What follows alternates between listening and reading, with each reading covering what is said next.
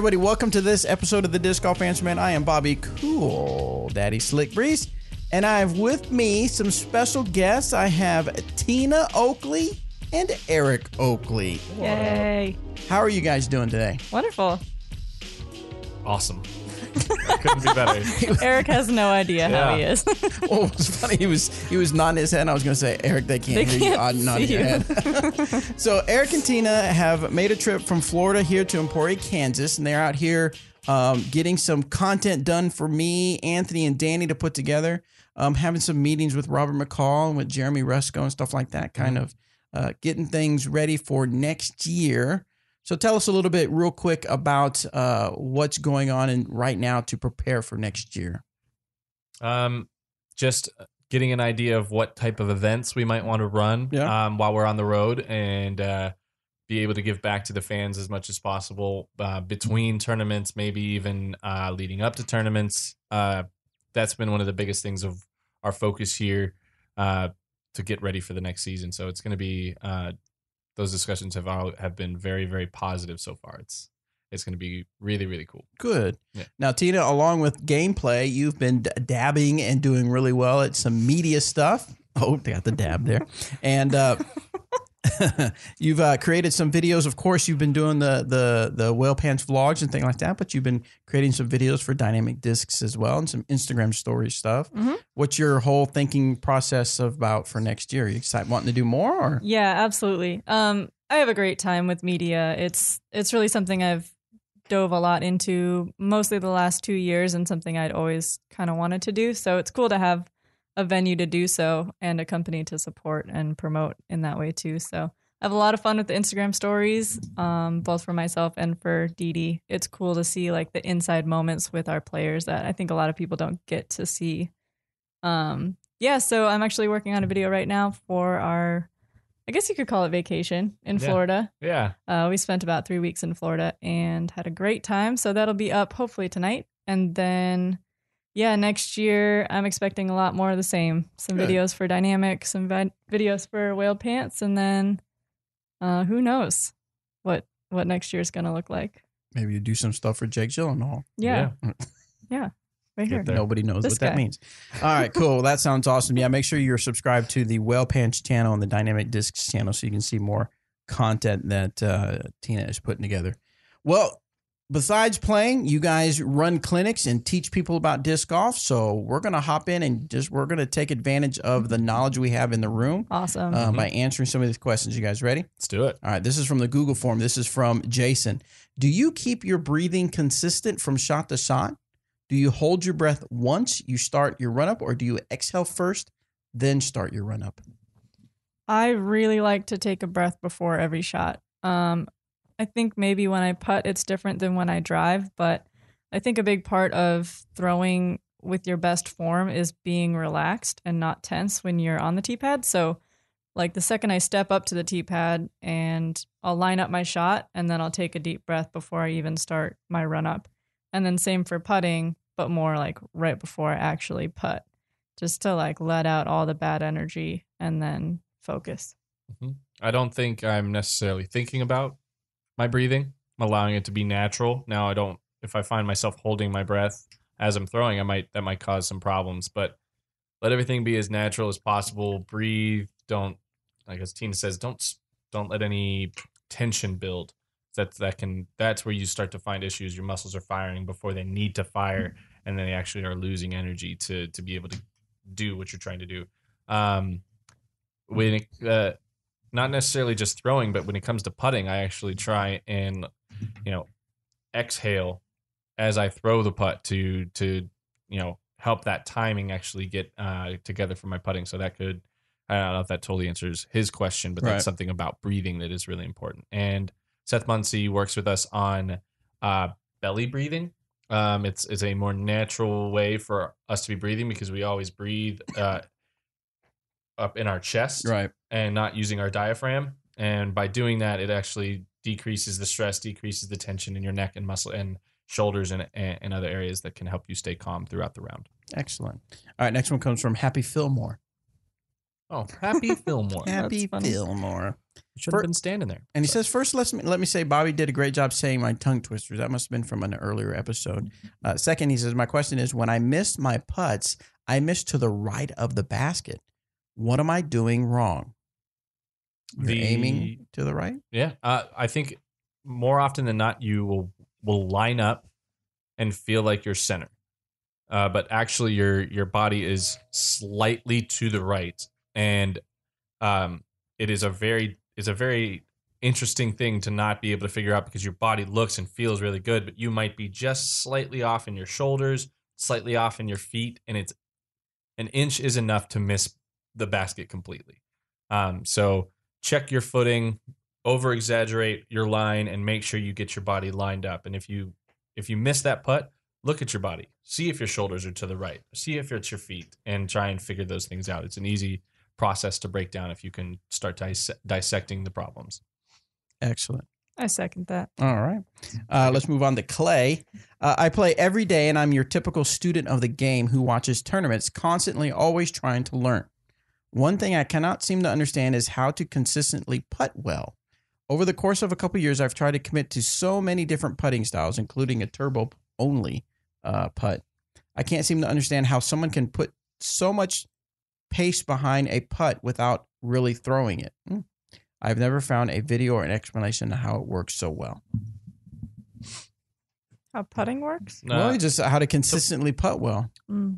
It's all about sticking to one thing and committing to it. You're going to have bad putting days. The top professionals have bad putting days or weeks.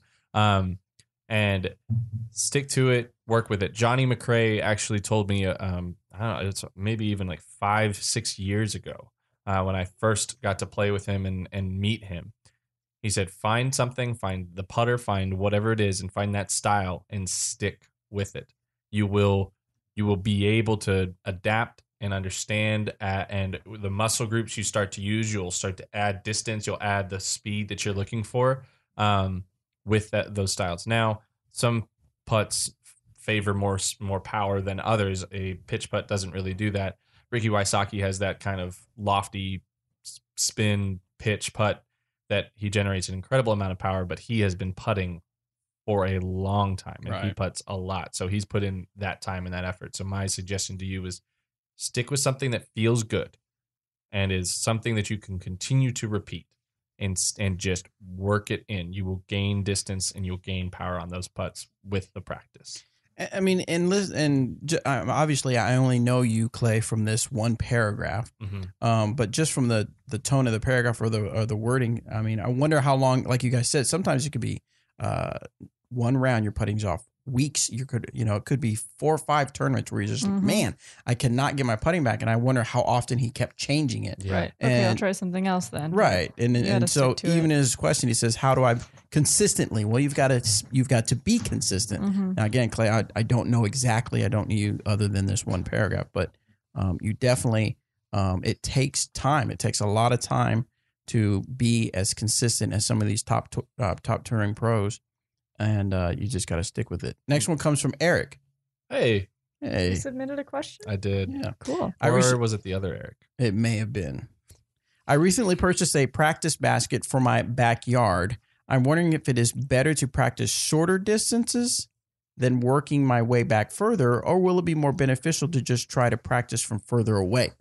Any suggestions for putting practice? Love the show. Keep on growing the sport. I definitely think at least starting with shorter putts, anything inside the circle, those are going to be your most common putts and the ones that really, really count. If you can't make putts inside the circle, then it's just not as beneficial to be practicing the ones outside. As you get better inside the circle, maybe move out a little bit, but practicing those 20-footers over and over and over again is actually really, really helpful. Just creating that consistency, and it's positive reinforcement because the more putts you make, the more confidence you make. And realistically, putting's more about confidence than it is about technique. Second. Cool. All right. High five. All right. Next one comes from Troy. On episode 223, Robert answered a putting question. He mentioned how pros have a better/stronger wrist and finger pop at the release. Is there anything I can do to improve this personally? My biggest downfall is my putting, specifically that pop. Anything over about 22 feet, I get very inconsistent. I tend to always be in line, but short either hitting cage or pole beneath the basket. My usual doubles partner notices that if I putt angry, I tend to never miss, aka comebacks on the times I do go long. Put the time in some practice. Go to that uncomfortable distance, and take one step in from there, and just feel that motion, feel what that step that putt feels like, and then once you're making those putts and you're getting that pop and feeling, take that step back out to that uncomfortable zone, and throw the exact same putt you just threw, and do what you can to not change, and aim a couple chain links higher. Yeah. And just change your aiming point to where you're getting the disc up a little bit higher so it has a chance. Because more often than not, if say your putting problem is at 22 feet, if you step in, you're at about 18 or 19 feet. And if you were to back up and throw the putt just a little bit higher, the putt will probably still go in from 22 feet. So you can start to play tricks on your mind and whatnot. And something that I like to do that I picked up from Big Germ was, before I step up to my putt, I will stand 1 to 2 steps behind my mini if I can, look at the target, visualize the putt from there, look down as I step up and get my feet set up to be at my mini. And then as I look back up, I've already mentally made a putt from farther away. And now when I step up to my mini, I feel confident because it feels like it's a shorter putt in my head, and that I'm going to commit because I'm going to throw the putt like it was maybe a step behind. And now I'm making that putt from that same spot. So you're able to give yourself those visualizations to help make those putts from farther away. Excellent. So I was talking to Tina earlier or yesterday, or I can't remember what it was, and you mentioned it being 3 years out on the road in the RV, right? Mm-hmm. So what can you reflect on looking back, and I guess maybe give us maybe the top 3 lessons you've learned touring out there, living your life in an RV? The RV part or the playing part? I'd say give us 2 of the playing and 1 of RV. So what's it like traveling and living in an RV and then playing? Okay, RV wise, man, it's kind of tough because I feel like we've worn out of tolerance for RV living by the end of every year, just because it's a lot. Yeah. And being on the road as much as we are, we're not staying in one place for a month. We're staying in a place for 6 days and then going to the next tournament. So, something that we've learned, I guess, is really going with the punches. We get punched a lot. Yeah. And you really just have to expect that those problems are going to arise. As many of you know, we had a lot of RV issues last year and a lot of repairs, and it gets frustrating, but I think we've gotten a lot better at just handling those situations when they come up, and just, okay, we've got money put aside to repair this, so we're just going to have to deal with it and move on. And we trust that we can hustle hard. Honestly, the disc golf life that we've created allows us to be like, okay, we just need to push a little bit harder for the next couple of weeks to make up for that kind of hit. Yeah. So I think just taking it as it comes with the RV in general.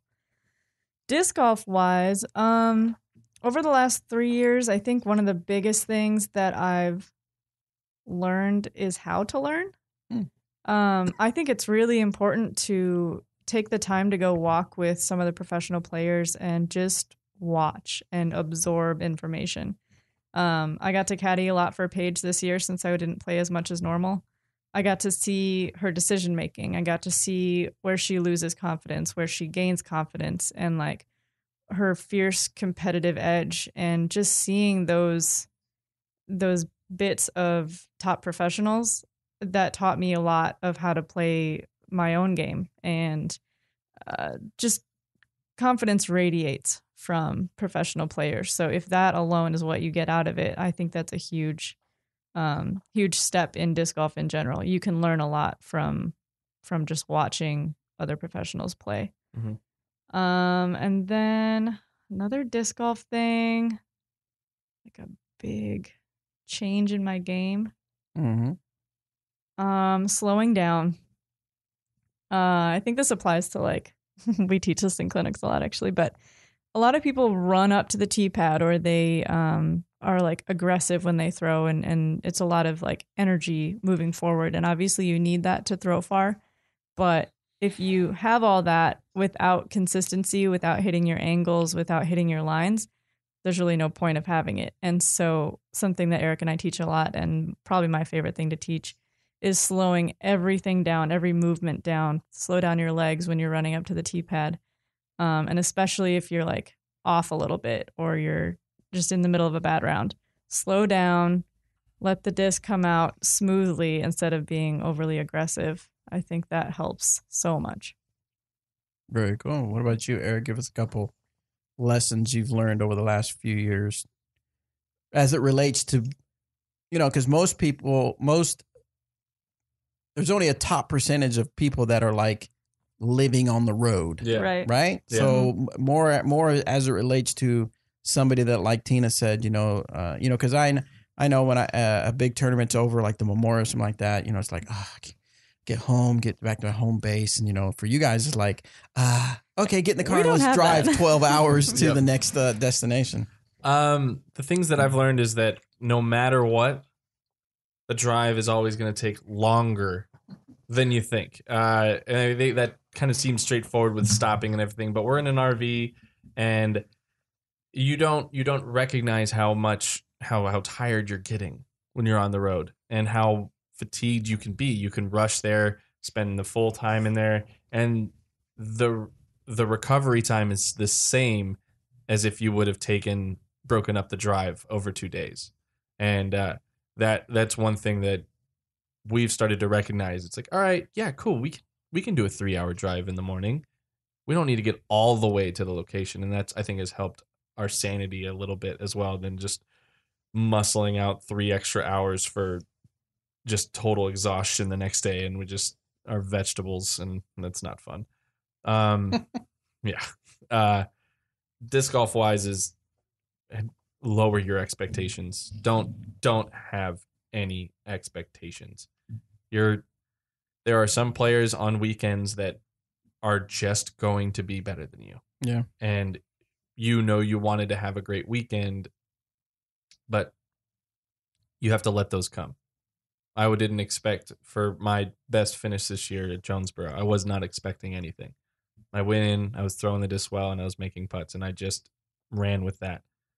And I happened to be better than a lot of players that weekend. And that was a positive movement for the rest of my year. But that would be the biggest thing that I could hope that people will grasp is stop expecting. Let whatever happens, happens. And if you happen to be the best player on the weekend, awesome. And if you're not, be the best player you could be that weekend, not being the only good player. So that's those things really, really will translate even into the rest of your life. So it's helped me a lot. Good deal. All right, let's jump back into the questions. Word. This one's Hunter from Kentucky. Hey guys, I recently started listening and am learning a lot. I've been playing for a little over a year, and I seem to struggle more with putting than any other part of my game. Wow, it's like a putter show. Yeah, I was just gonna say. I've been using a McPro AVR with a basic loft putt, but I've recently been trying to transition to a spin putt with almost no success. I would like to pick up a DD putter. I've been looking at both a Judge and a Warden. Would you all suggest one over the other? Considering you've been using the McPro AVR, I would suggest the Warden as they are similar in feel. Would you say you're Team Warden then? No. Just as a similar feel, because the bead might be something that might take a little bit of time for you to get used to with the Judge. Right. Now, I think you could try all 4 of our main putters. The Slammer would be too different of a putter for you to try. The Deputy will have a similar feel, a little bit straighter, a little bit more glide than what you're used to. The Marshall will have a similar feel, but have a little more stability. So if you're looking for that spin putt, you can give it a little bit more energy, and trust that it's not going to be offline as much as maybe the Warden or Deputy or Judge might be. But also, Robert's goodness, he's blown up the chat. But honestly, if you're trying to make the switch, you can't go wrong with any of the putters. You need to find what feels good in your hand first and foremost, and what you can get a consistent release over and over and over again. And if you're having problems with those putting, just grab a stack of them, and putt them. And if you really aren't liking how it's coming out of your hand, or and it's not feeling good, have that experimental period where you try a couple other ones until you find something that feels good, and then run with it for as long as you can, and you will find a way to make it work. All right, next one comes from Andrew. Hey guys, my game has suffered recently, and I'm not sure why. I was throwing golf shots just over 450 feet. I've been practicing. I haven't been practicing any new form or using any new discs, but the last few days I've been getting maybe 350 with my distance drives. Do you have any advice to pinpoint my problem? It's hard without being able to see it or like know any information about how you throw. So, I mean, slow it down. That is to me sounds just a timing issue. Timing is so important, and that could easily be costing you 70 to 100 to all the feet. Yeah, definitely could be timing. My biggest advice would be to either have a friend or just yourself prop your phone up and take some video of yourself throwing from different angles. You can really dissect your own form, even if you don't know much about like what perfect form looks like. But just dissect it, go frame by frame, and see maybe your foot is in a weird spot. Maybe your reach back is rounding. Maybe, something dramatic is off, but it's hard to tell when you're actually in the middle of a movement. Next one comes from Cole. What's up, guys? I saw a video of AJ Risley testing out some new 2019 releases on Instagram, but I can't remember what they are called, and the video is gone. One was a DD Understable Speed 9, and the other was a Westside Speed 5. What can you guys tell us about these, or do you have to wait a bit for an announcement? I believe the Speed 5 is the Gatekeeper, yeah. And the Speed 9 might be the Vandal. Mm-hmm. Yep. So have you guys had a chance to toss any of those? Not yet. I have. The Gatekeeper reminds me of just a slightly different feeling EMAC Truth. Flies. If a EMAC Truth and a Compass had a baby, bam, you got it. And it's that means it's going to be a great mid range for the Westside Disc lineup. Won't make my bag. I've been an EMAC Truth thrower since I came to the team, and the disc continues to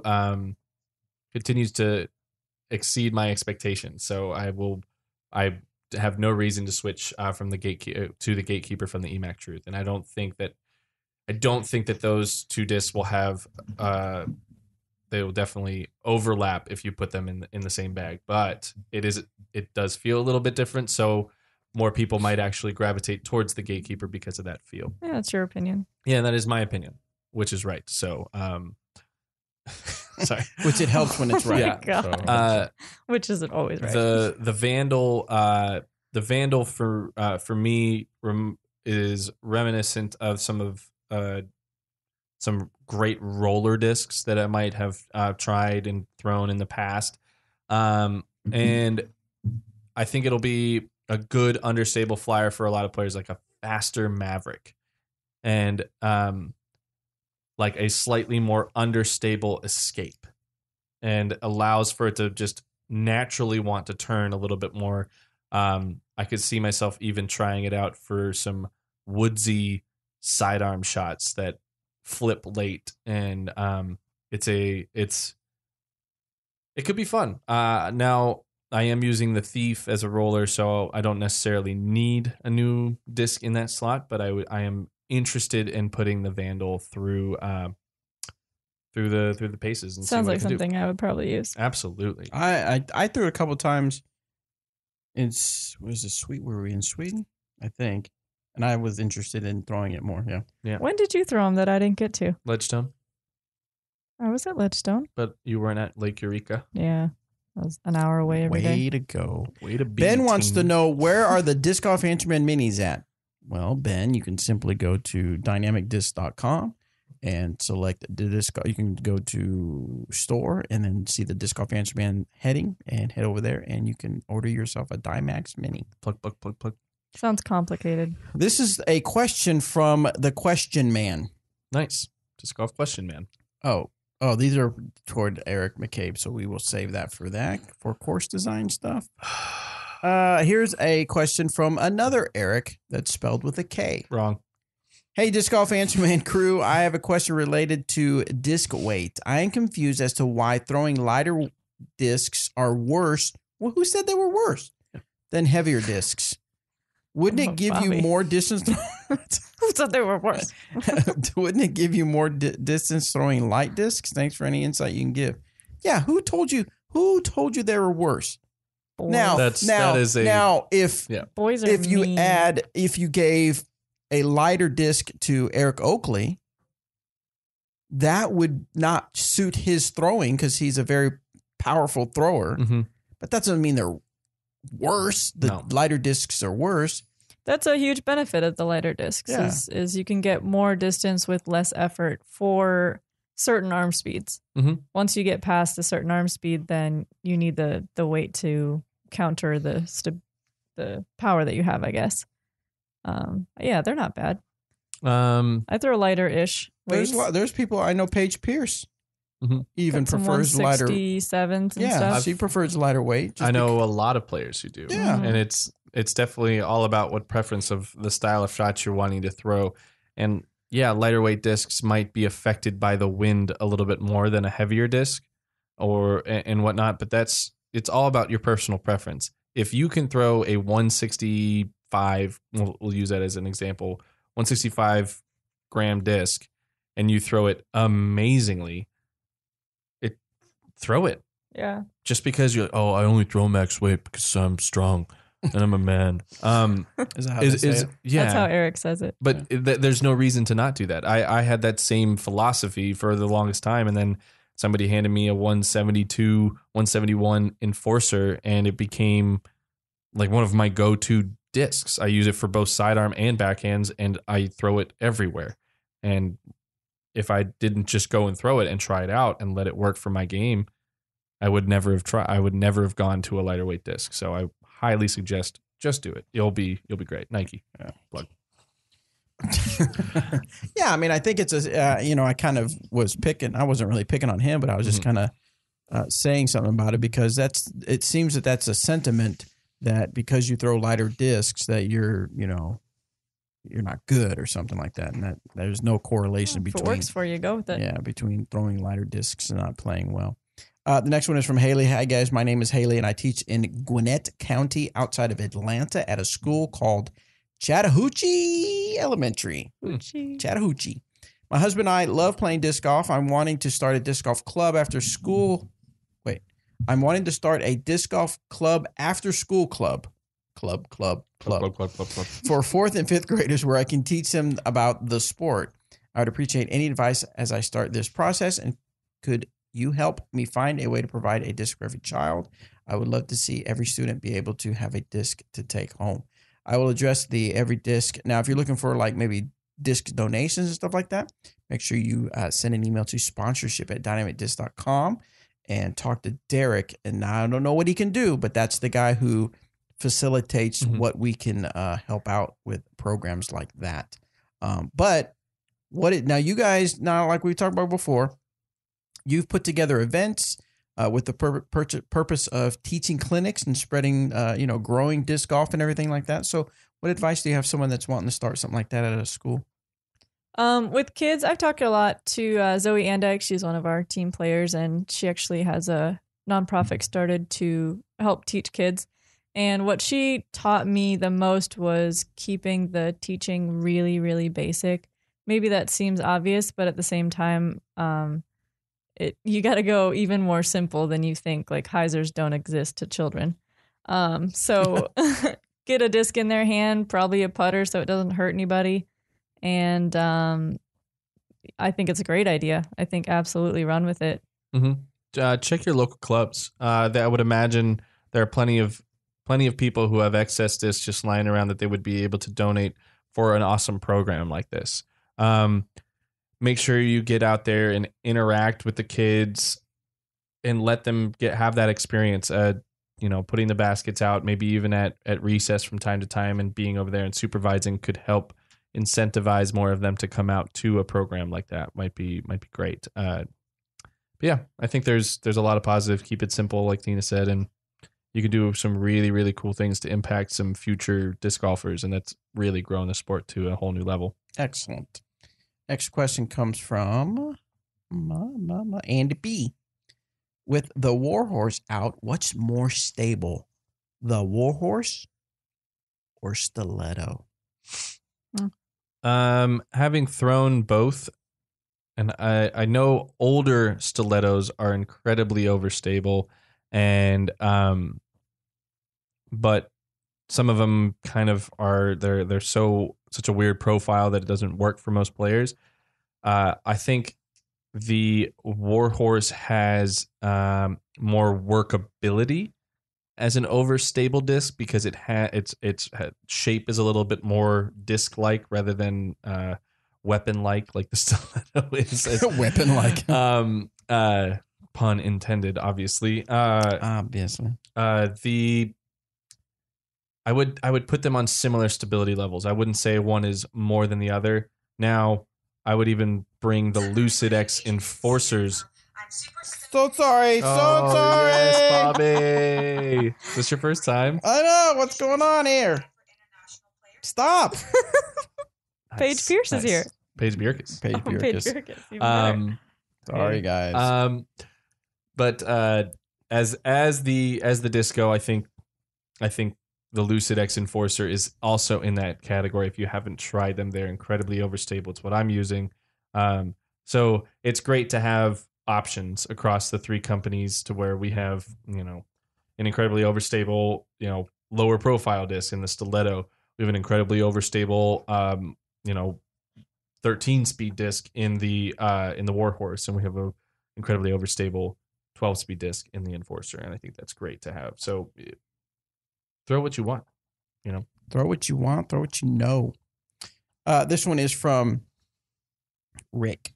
Hey, Disc Golf Answer Man, I'm looking for your unbiased opinion on what the ideal overall putt is, considering all factors such as wind, uphilledness, varied distance from the basket, etc. I know the different putts have different pros and cons, but for a new player where nothing feels comfortable yet, what would be the most ideal putt that will make him the best he can be in the future?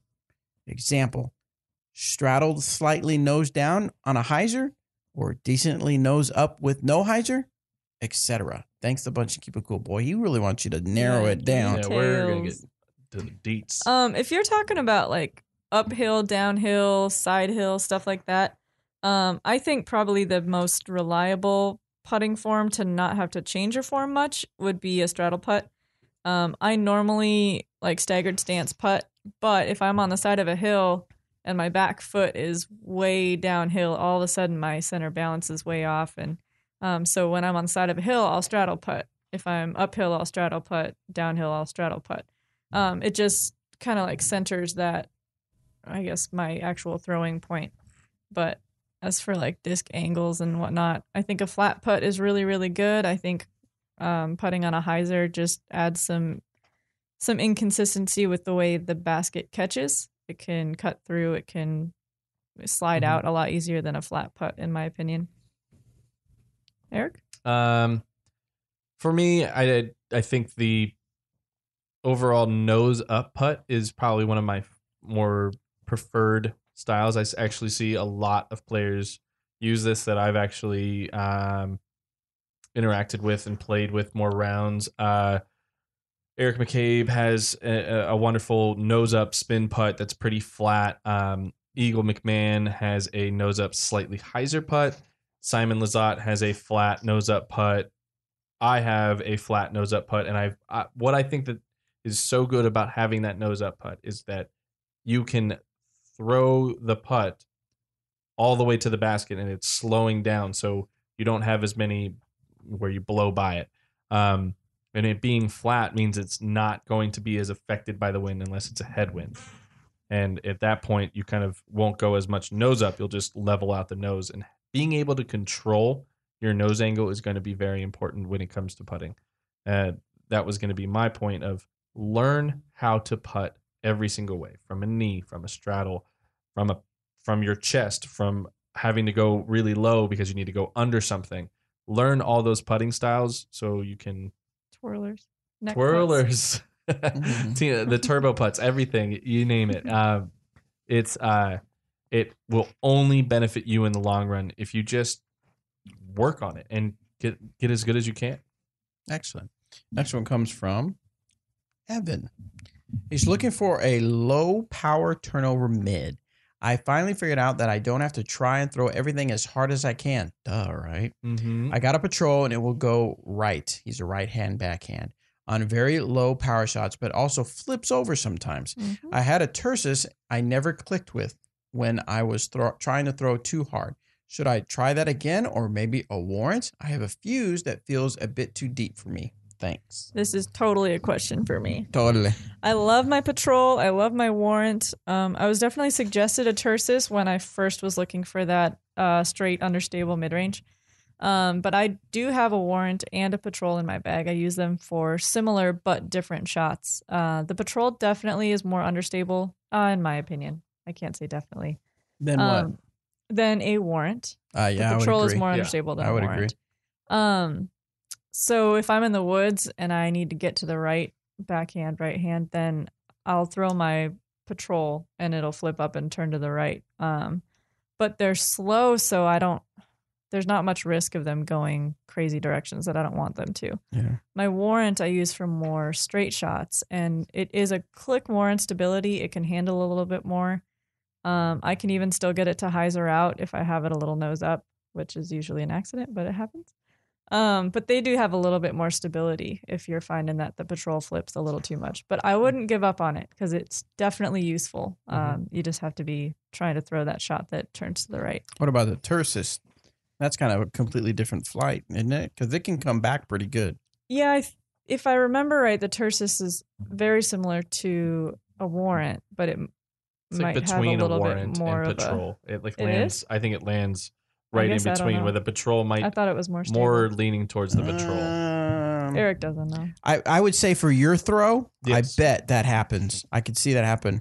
In my experience, the Tersus tends to turn, but then it fades back more than the warrant will. Now that's my experience, my throwing speed. So sure. Eric flips all of those over, so he doesn't know. The fuse is actually being used by a lot of top players right now. I know Robert McCall bags one, Jordan Castro, and Johnny McRae, and I think even Chris Clemens is using one. Like it's becoming a more popular disc. Now it does have a deeper feel. So if you actually, as he mentioned, he doesn't love it, but give it a try. You might grow into liking a little bit more deeper mids. I know the other mids that you mentioned have a lower profile, so you might want to. That's where you want to stay with, so you can have that consistency of feel. All right. Next one comes from Terry. When I first learned to play, I dislocated my shoulder because I had horrible form and already had shoulder issues. I have spent the last year really working on my form, and I am a female who can now throw about 300 feet, approximately 280 on average. But I don't use any power. It's all just form. I have a friend who always tells me I need to put power behind my disc so I can get the farther distance. I've worked on my shoulder and it's stronger, but still afraid to put full power behind it. How do I get past this? I'm all about having nice and slow form, nice and controlled run up. If you're trying to add power, I would do so very slowly. And I don't know exactly how to if you're trying to teach that. If you're trying to gain distance and everything, first look at your angles. Taking video and understanding the disc is coming out, not nose up, and try working as AJ loves them, the force flexes. And then do that first before you add power. Oh, okay. That's interesting. Yeah. So you're making sure that, all right, well, this might be far enough for me to throw if I get comfortable working these angles. And then you might not need to add power. But when you do add power, try and let everything be more compact. The explosion needs to be compact. Don't run up to the tee pad really fast and have everything super tense. Trying to everything be smooth to where you're staying on the line for as long as possible. Then when you explode, you're allowing that to be the weight transfer to add to it, because I know that can also help make sure that your body is balanced and hopefully help you avoid having any injuries to your shoulders and stuff like that. All right, this one's from Corey from Kentucky. Kentucky. My question is for Robert, but we will let Eric sub in for Robert. Nice. I look like him, but better. You're constantly saying how important fieldwork is for a golfer who genuinely wants to improve. So I was wondering what your fieldwork routine looks like.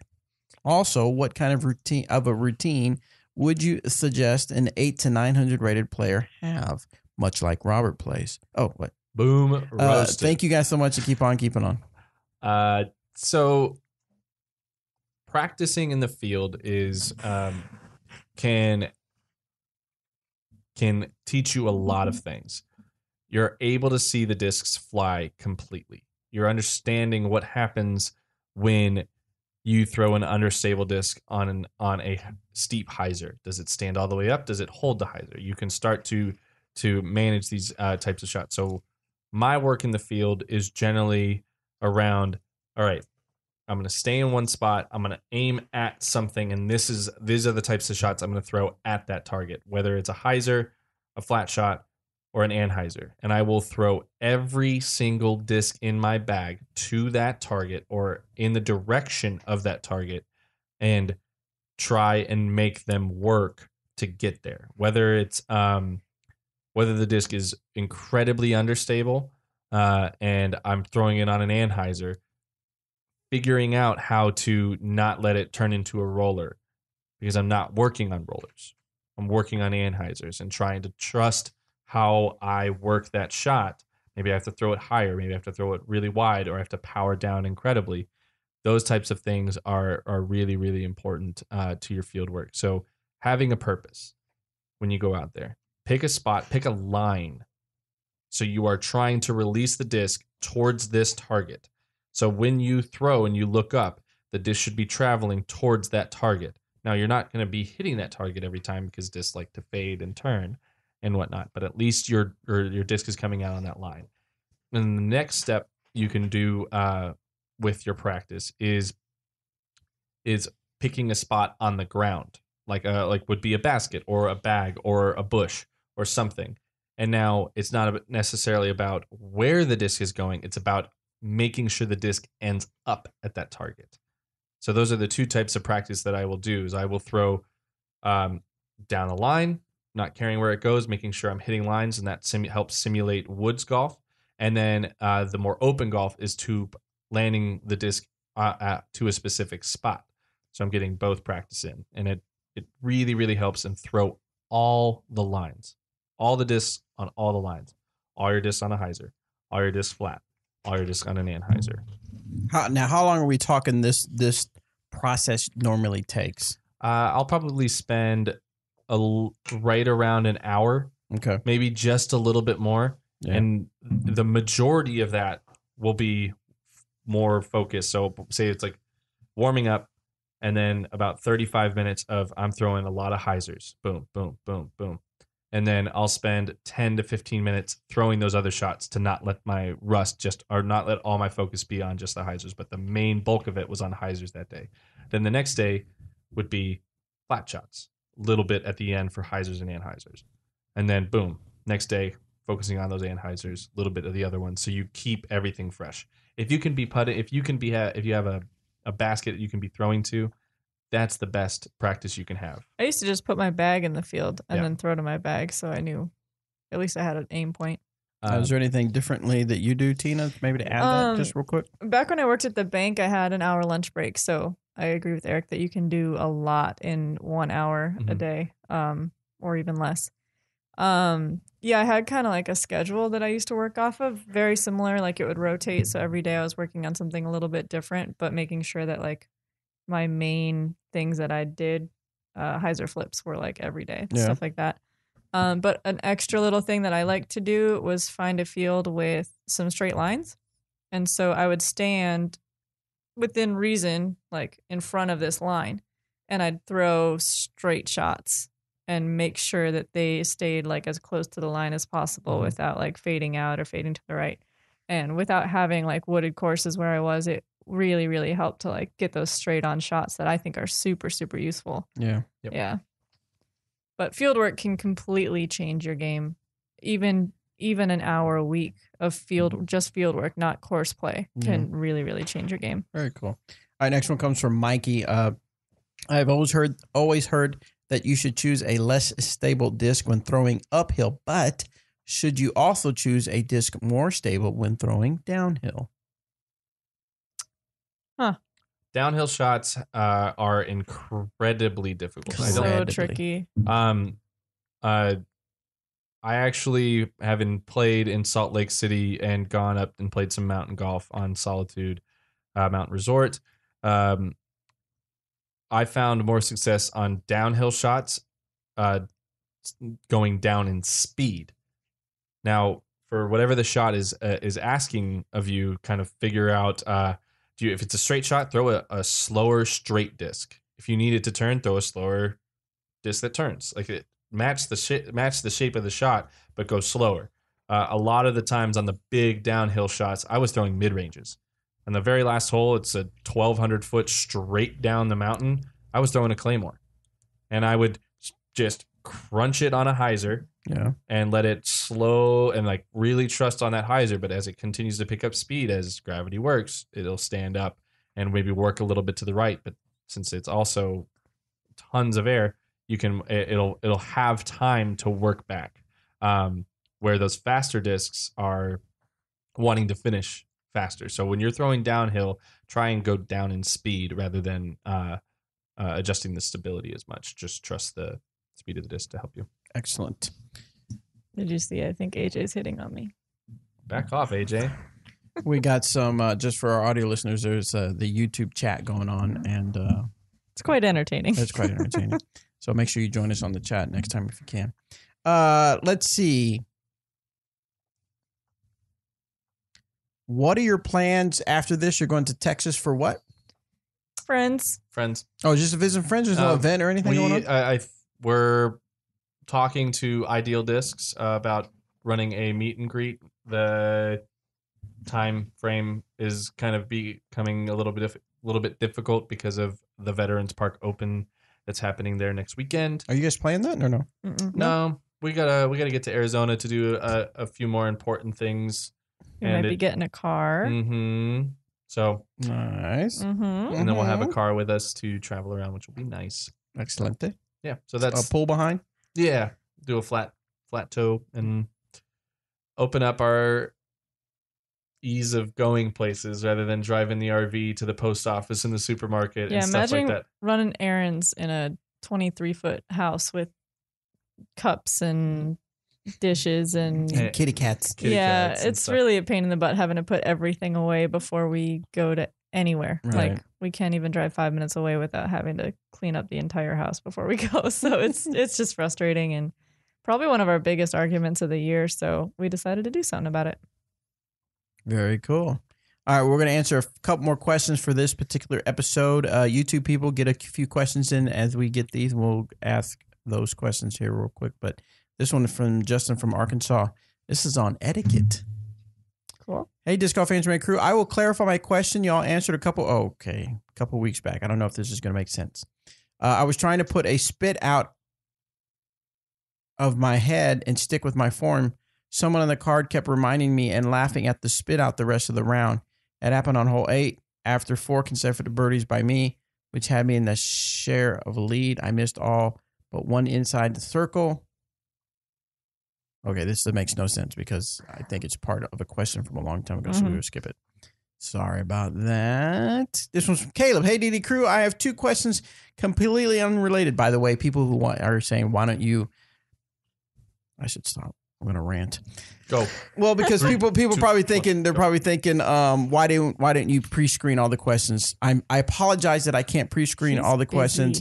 I don't have the time to pre-screen all of our questions. Right now we're looking at 156 questions. And these pros keep coming in and pros keep coming time. in, taking up all our time. So so I apologize that I didn't pre-screen the question, but hopefully maybe we'll get to a time when we can pre-screen. But right now we just want to put together a podcast and answer some disc golf questions, have a good time. Hopefully you will stick with us when we do that.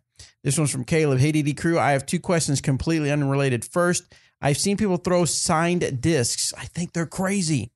I have a nice 2-time felon that's signed by Ricky, debating on how I'm throwing it because I really like the felon. What do y'all think?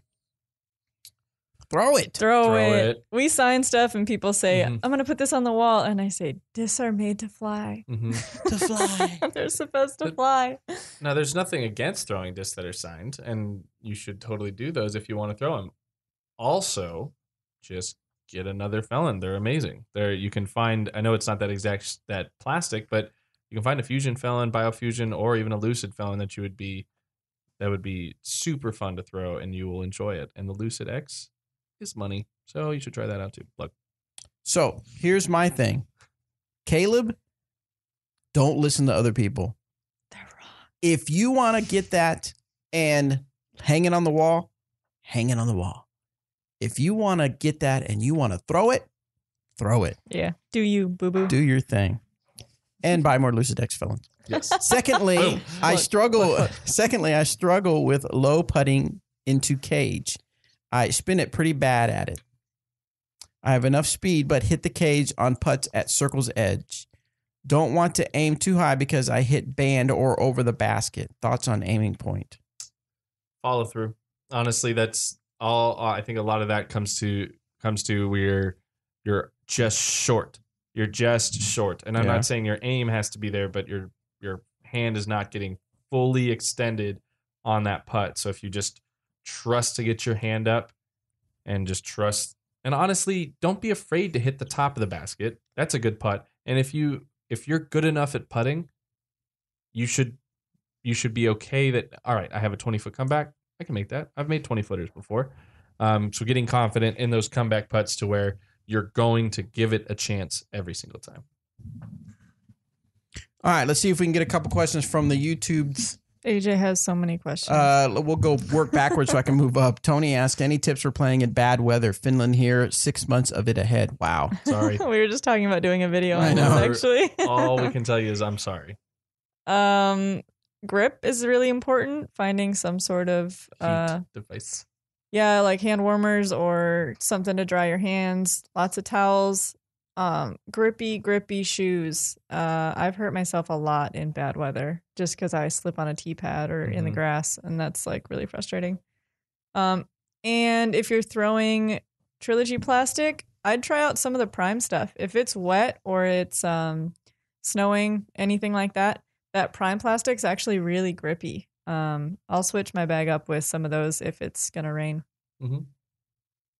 I agree with those. Trying to find questions. I honestly am the AJ had one. I have become such a fair weather golfer. Or farewell.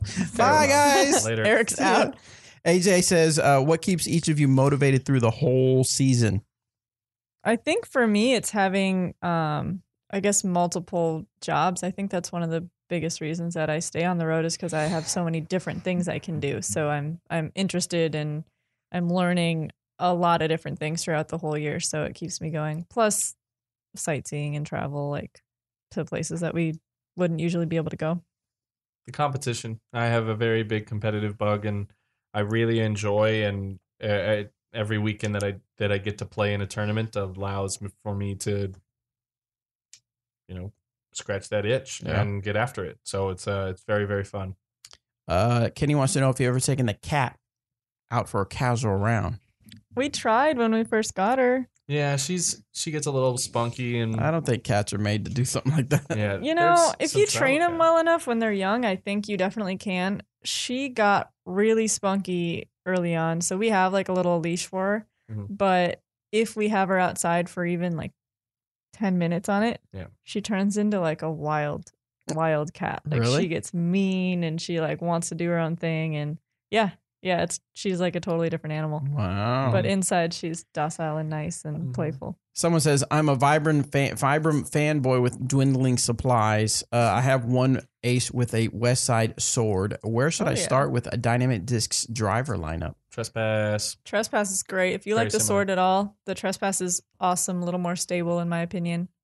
Renegade would be on the more understable side of the West Side Disc sword. Also, get a Felon, get a Marshal, T-Marshal.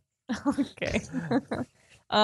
And try and escape. It's a really good fairway driver for any arm speed at all. So there you go. Excellent. All right, guys. Well, thank you so much for tuning in on the podcast. I'm going to see if I can talk these two into staying and doing at least one more episode. Can I have some more burrito? Yes, we will take a break and allow you to have some more of your burrito. So, guys, thanks again for tuning in, and thanks to Eric and Tina. If this is the only episode you listen to with them two on it, make sure that you follow them on youtube.com/whalepants, right? Is that the official, right? Yes. And then on facebook.com/ We also have whale pants on there too. Whale Pants on there. And then the site is still going, right? owhales.com? Whalesex.com. My website, Yep. And we actually do have whalepantsdg.com too, with a lot of tutorials and like places to get all of our teaching information. So. There you go. So make sure you reach out to them, because I'm assuming, maybe I'm speaking out of turn, but just, you travel to different events and do different things. I'm assuming you're going to do some more of that. A lot of that. Yeah. Right. So Lots if you want events. to have some touring pros stop by your store, Eric and Tina will be more than happy to come out there and have some fun with you, playing disc golf, teaching disc golf, and just talking disc golf. All right, guys. We'll see you next time. Bye. Thank you.